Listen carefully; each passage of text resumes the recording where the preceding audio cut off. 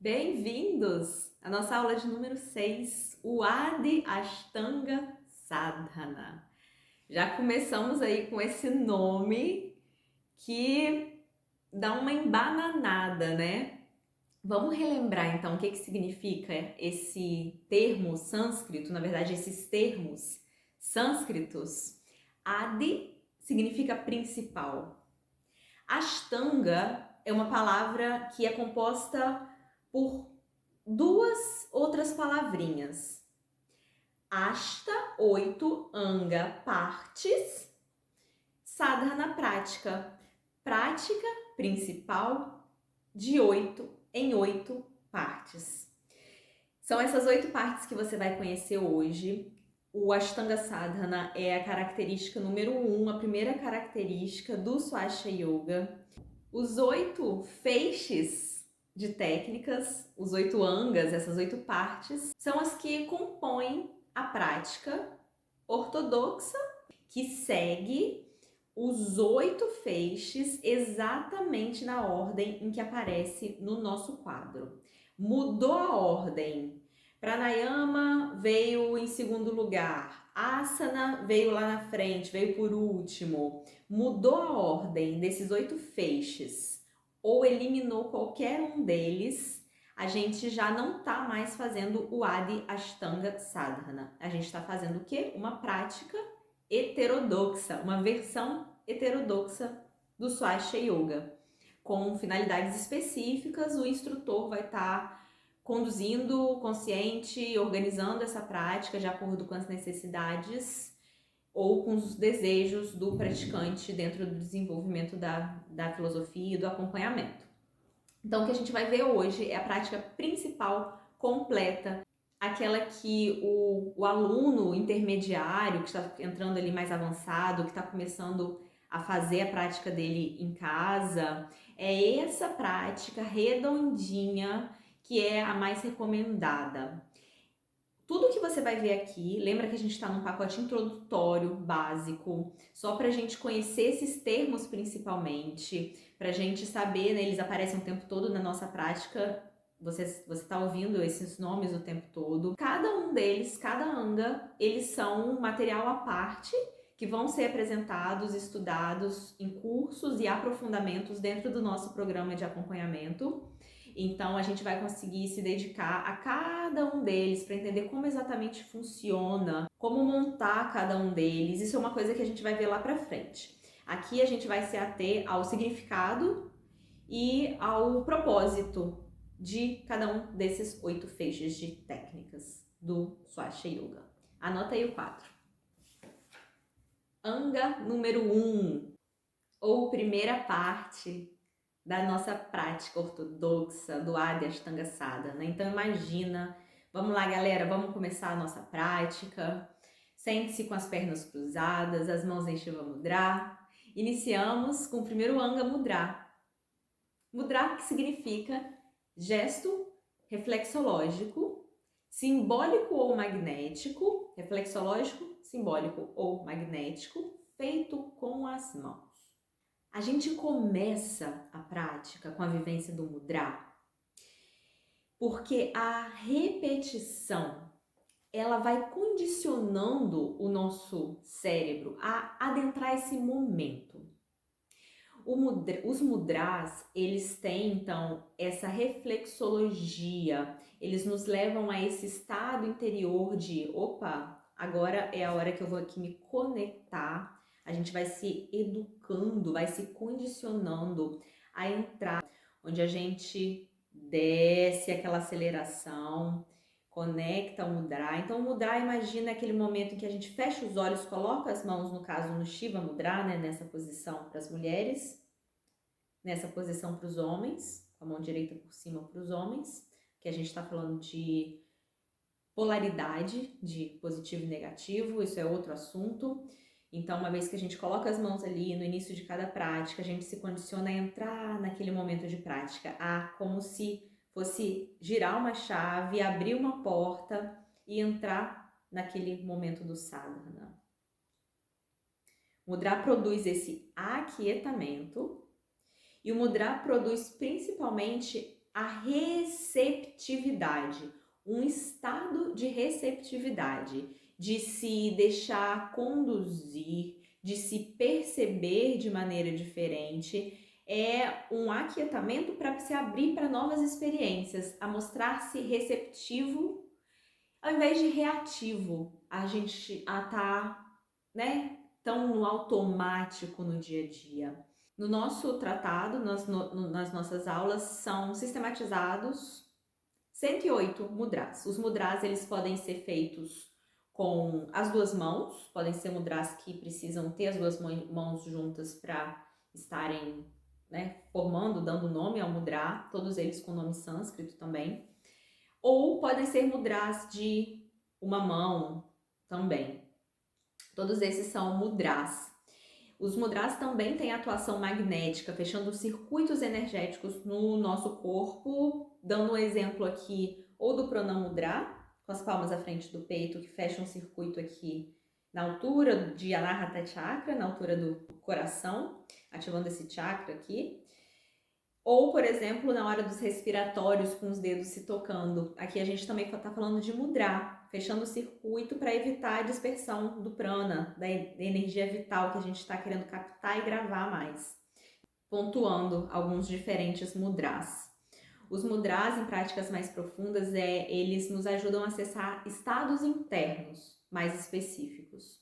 Estados internos são aquelas sensações que nos conectam a sentimentos, a maneiras de vibrar emocionalmente, a frequências emocionais. Então, os mudras têm ali sua simbologia.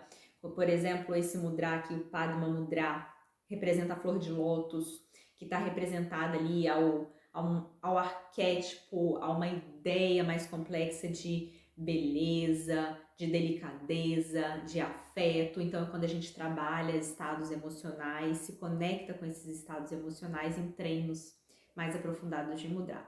Mas de forma mais ortodoxa, que a gente está falando aqui, a gente começa a prática sempre com o Shiva Mudra, gerando introspecção, receptividade, Prana Mudra, que nos enlaça, lembra das sequências encadeadas, lembra do enlaçamento, então a gente faz a nossa passagem para o Prana Mudra e damos início ao segundo Anga, Puja, é o nosso ponto 2 aí, o item número 2 do Adi Ashtanga Sadhana. Puja, retribuição ética de energia ou retribuição de energia.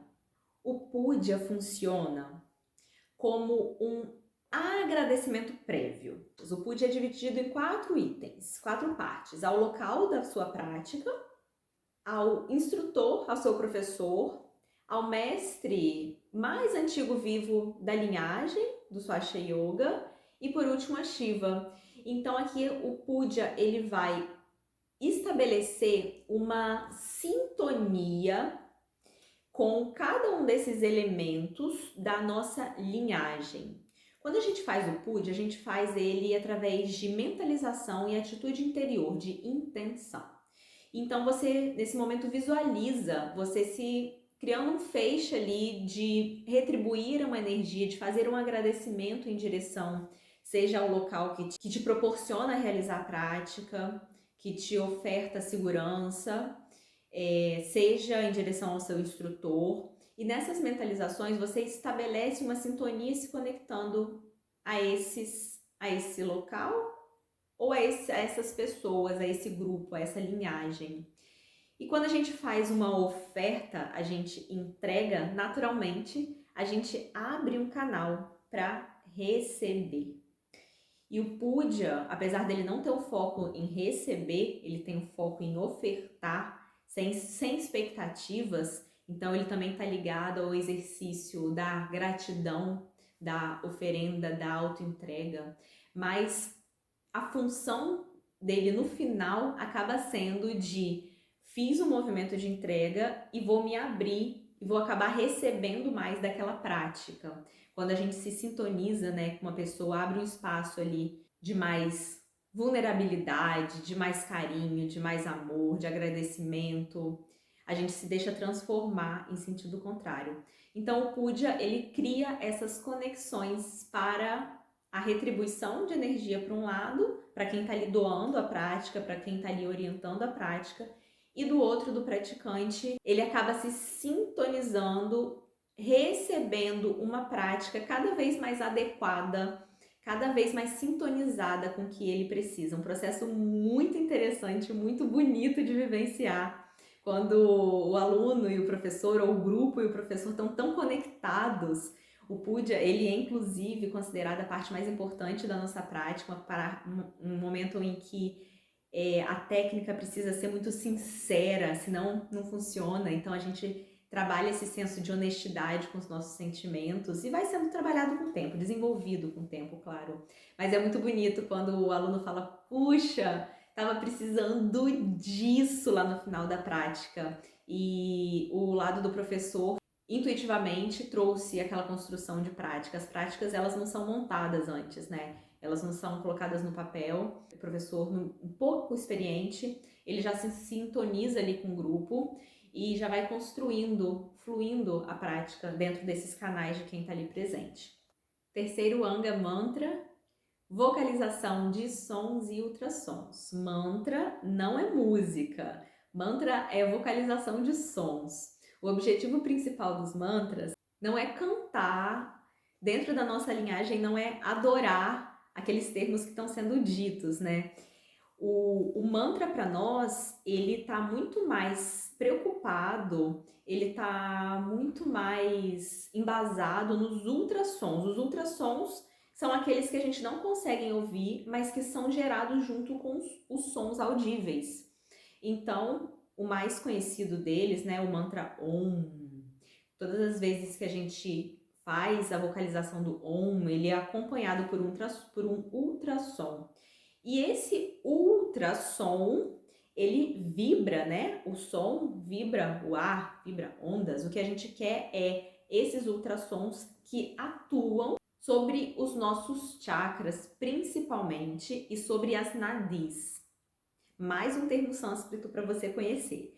As nadis são referentes a canais de energia do nosso corpo, como se fossem veias e artérias, falando da passagem de bioenergia, de prana. Então, o que os mantras fazem são sacudir, como se fosse vibrar essas nadis, para limpar esses canais, porque a seguir, o próximo anga é o pranayama, você vai ver aí. E nesse momento a gente vai trazer mais prana de forma intencional para o corpo. Os pranayamas estão aí, já me adiantando.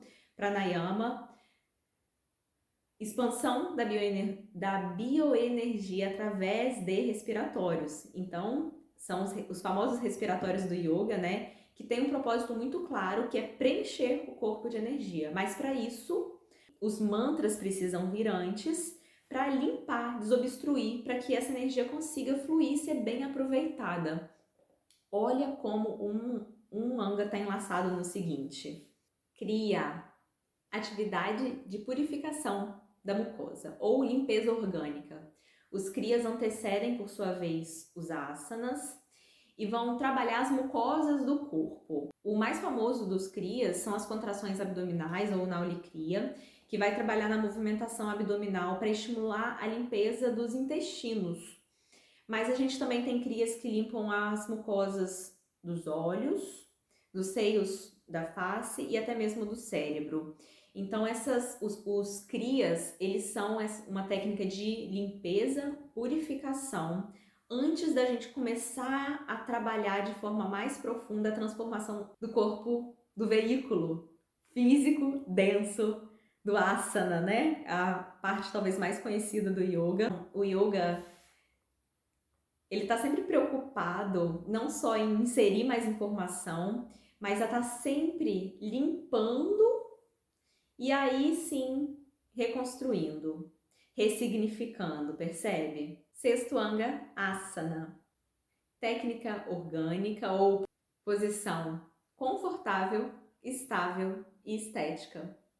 Os asanas, eles aparecem dentro da nossa prática para trabalhar, em geral, dois aspectos principais. O primeiro deles é a postura, o alinhamento da coluna vertebral. A coluna para nós, esse eixo central, é extremamente importante. considerando que existe um canal energético que é chamado de Sushumna Nadi canal, lembra? Que a gente acabou de falar nos pranayamas. Por Sushumna Nadi passa a famosa energia Kundalini, que vai gerar os efeitos que a gente quer da expansão da consciência, os efeitos da meditação. Então esse canal, esse eixo central que está ali intimamente relacionado à coluna, ele precisa estar alinhado, desobstruído, e é ele também que está ali criando a raiz dos principais 7 chakras no nosso corpo.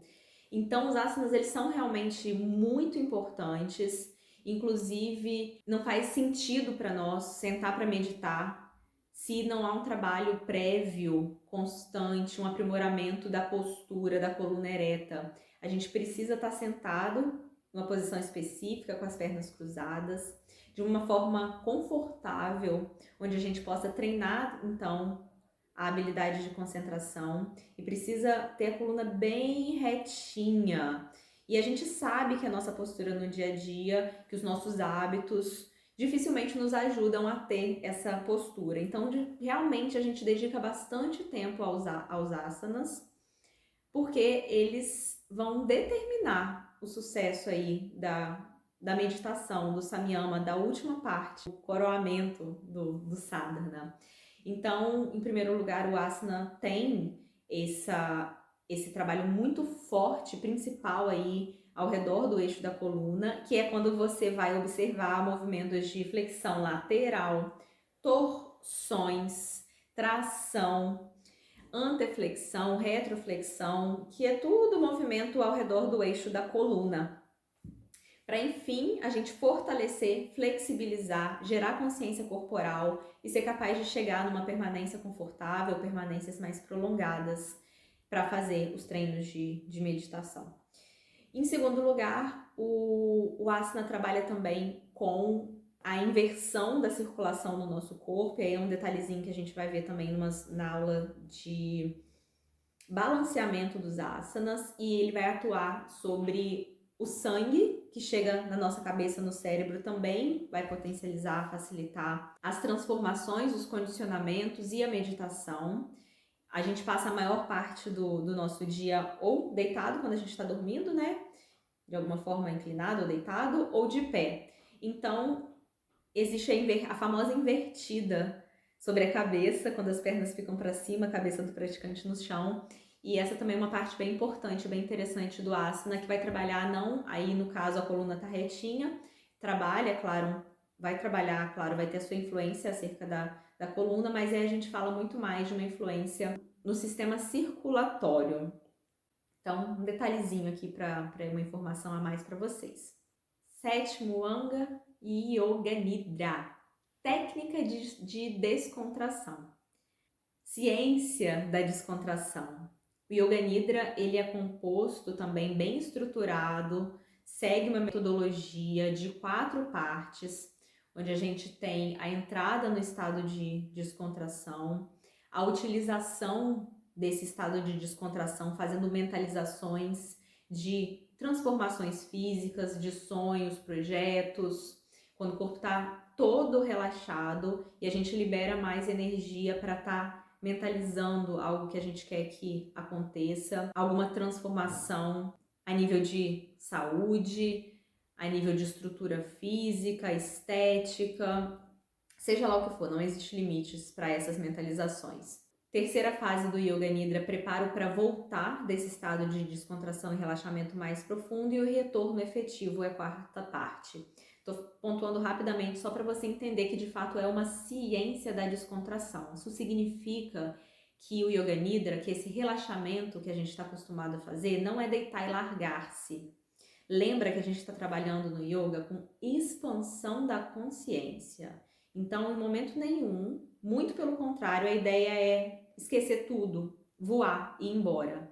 A gente quer perceber cada vez mais, estar cada vez mais atento. Então é um momento em que, diferente do sono, que a gente entra em estados profundos de sono, o corpo descansa, se recompõe, assimila os aprendizados do dia. O Yoga Nidra é um momento de assimilar os asanas, de assimilar a prática toda ali, todos os angas anteriores até esse ponto. Você aquieta o corpo e ainda assim permanece num estado de plena e profunda lucidez, sendo capaz, por exemplo, de orientar a energia para uma mentalização, se for o caso. Então esse é o momento ideal para fazer uma mentalização, a visualização ativa de um sonho, um projeto com sentimento, emoção, detalhes. Diferente da meditação, lembra? A meditação é concentração em um objeto só. Há uma confusão muito grande, inclusive a gente tem esse tema nos nossos acompanhamentos, e então é preciso ficar muito claro a diferença entre a mentalização, que acontece idealmente aí num estado muito relaxado, e a meditação em si, que é um estado máximo de alerta com foco, de concentração. Bom, então o Yoga Nidra ele preparou tudo, assimilou tudo, e enfim chegamos ao 8º Anga Samyama, que significa concentração, meditação e hiperconsciência. Temos essas 3 palavrinhas, cada uma delas significa uma coisa. Concentração é uma coisa, meditação é outra, hiperconsciência já é o estado de samadhi. O cara já passou, já meditou e já manteve aquela meditação por um determinado tempo que conduz naturalmente o praticante a esse estado de consciência expandida. Então, falando aqui para nós de forma mais acessível, dentro das nossas práticas, estamos aí nos treinos de concentração, meditação, cada um no seu momento, né? Então, a meditação é justamente o ponto em que todo o corpo, todos os veículos, físico, emocional, de atitude interior, o mental que foi sendo trabalhado ao longo de toda a administração emocional, do foco, a mentalização, tudo isso estava sendo trabalhado antes. Passamos por todos os veículos que nos compõem, né? A gente fala basicamente aí físico, a posição tá firme, confortável, a coluna não tá doendo, as costas não estão desconfortáveis, respiração consciente, profunda. E aí entramos no estado de foco e concentração em um objeto, que pode ser, por exemplo, um som, e aí a gente fala de mantra dhyana, ou um símbolo, um objeto, uma imagem, treino que recebe o nome de yantra dhyana, concentração sobre um símbolo. E aí permanecemos durante alguns minutos fazendo esse gerenciamento, essa administração para gerar e ampliar o estado de foco e concentração nesse objeto ou fazendo de fato a meditação. Essas distinções também são assuntos do tema específico que a gente tem nas nossas aulas de meditação, nos cursos que acompanham a nossa trajetória aí à parte, nos nossos estudos, porque é um tema prolongado. Mas aqui você já entendeu que o Samyama faz referência àquele momento de sentar com as pernas cruzadas e de fato fazer o exercício de meditar. Agora não tem mais movimento, não tem mais concentração em mentalizações, a respiração já está organizada, já está tudo organizado, tudo já foi organizado anteriormente aqui para você simplesmente vivenciar esse estado de conexão mais profunda. A concentração leva à meditação e a meditação leva à hiperconsciência. Então a gente nunca vai ficar pensando à frente, porque isso não nos ajuda, isso distancia. O que a gente quer é começar o treino de concentração simples, no objeto. Uma estrela, fecha os olhos, visualiza. E é interessante que a gente mantenha por um mesmo tempo o mesmo objeto. Então, quem já faz os treinos em casa, não tem problema você alterar o seu objeto de concentração. É importante em alguns momentos a gente alterar para a gente perceber qual funciona melhor para nós. Se é o som das ondas do mar, ou se aquilo te leva para um outro lugar e você começa a viajar lá, ou se você prefere se concentrar no famoso som do mantra Om, que é um excelente objeto de concentração, mais recomendado, a própria imagem do yantra, do desenho do Om. Então, Samyama é essa escolha por um objeto no qual você vai se desenvolver cada vez mais a estar concentrado, atento, diminuindo os pontos de distração, sendo capaz de perceber cada vez mais rápido e voltar para o foco. É puro treino. E aí, à medida que você treina a concentração, naturalmente você vai dar um passo, acontece sozinho. Você entra no estado de meditação, sem fazer força. E aqui a gente precisa trabalhar aspectos como frustração, como ansiedade, porque a gente vai estar sempre focando no simples, no que precisa ser feito, confiando de que toda essa técnica, tudo que foi montado até aqui, construído até aqui, ele vai dar o passo, vai te elevar de degrau na hora que tiver que acontecer. É assim que funciona dentro dessa filosofia. A gente foca no treino, foca na disciplina e deixa o processo conduzindo a gente para cima. Quando a gente vê, a gente fala, opa, aconteceu um negócio aqui diferente. Ah, então isso é meditação. Muito bem. Fechamos assim a nossa aula e eu te vejo na próxima.